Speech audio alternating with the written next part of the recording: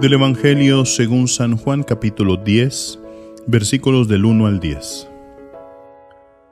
En aquel tiempo, Jesús dijo a los fariseos: Yo les aseguro, el que no entra por la puerta del redil de las ovejas, sino que salta por otro lado, es un ladrón, un bandido.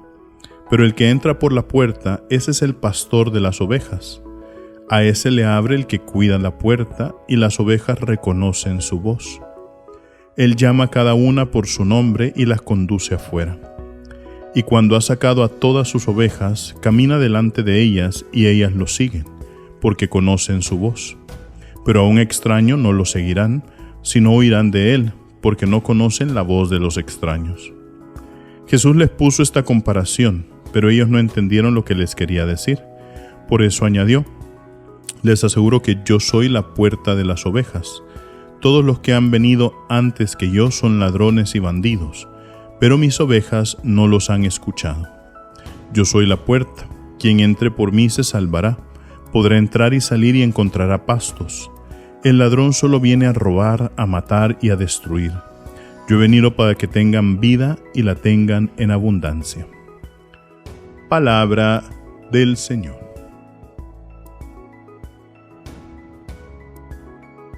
Queridos hermanos, hemos entrado ya en esta cuarta semana del tiempo de Pascua. Vamos viendo cómo el tiempo de Pascua va avanzando velozmente.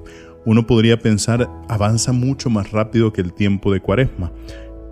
Podría ser esa percepción debido a que el tiempo de Cuaresma se nos exige más actividades, se nos exige un poquito más de oración, se nos exige un poquito más de conversión, y por eso ese esfuerzo, ese sacrificio que hacemos en Cuaresma a veces podemos sentir que prolonga un poquito más o hace un poquito más largo ese tiempo. En cambio, aquí, como estamos en tiempo de fiesta, en tiempo de gozo, vamos viendo que va pasando un poquito más fluido, más rápido, pero eso no quita que también tenga grandes enseñanzas.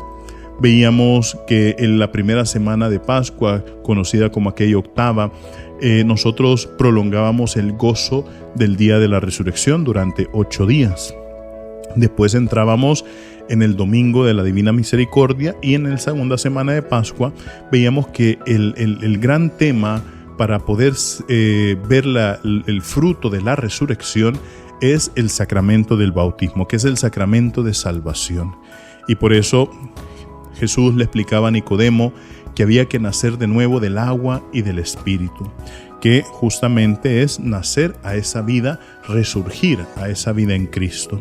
De ahí veíamos que el tema de la tercera semana del tiempo de Pascua era el tema de la Eucaristía, y vemos cómo el Señor pide que nosotros creamos en Él, comprometamos nuestra voluntad, comprometamos nuestra vida, y que con la Eucaristía eso nos fortalece para poder lograr hacerlo de un modo más entregado. Y eso pues nos preparó para el cuarto domingo de Pascua que celebrábamos el día de ayer, que es el domingo del Buen Pastor, donde el Señor recordaba que el buen pastor conoce a sus ovejas.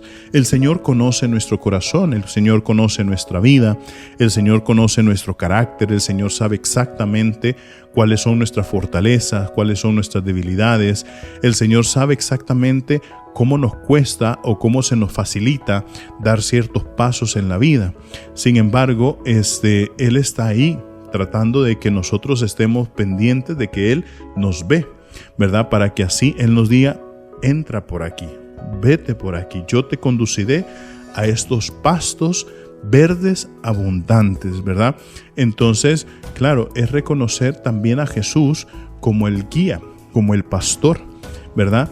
Pero nosotros estamos constantemente tentados de muchas cosas. Fíjense que hace poco yo encontraba a una persona que es muy fuerte en redes sociales, hablando de cosas que no tienen absolutamente nada que ver con la fe, y eran temas muy interesantes, ¿verdad?, sobre preparaciones de ciertas cosas. Y entonces dentro de esos videos que tenía en redes sociales, sacó uno de su regreso a la iglesia, y entonces ella ponía pues un poquito cómo había abandonado la fe debido a la pandemia y ciertas cosas, y cómo le había costado pues retomar su vida espiritual.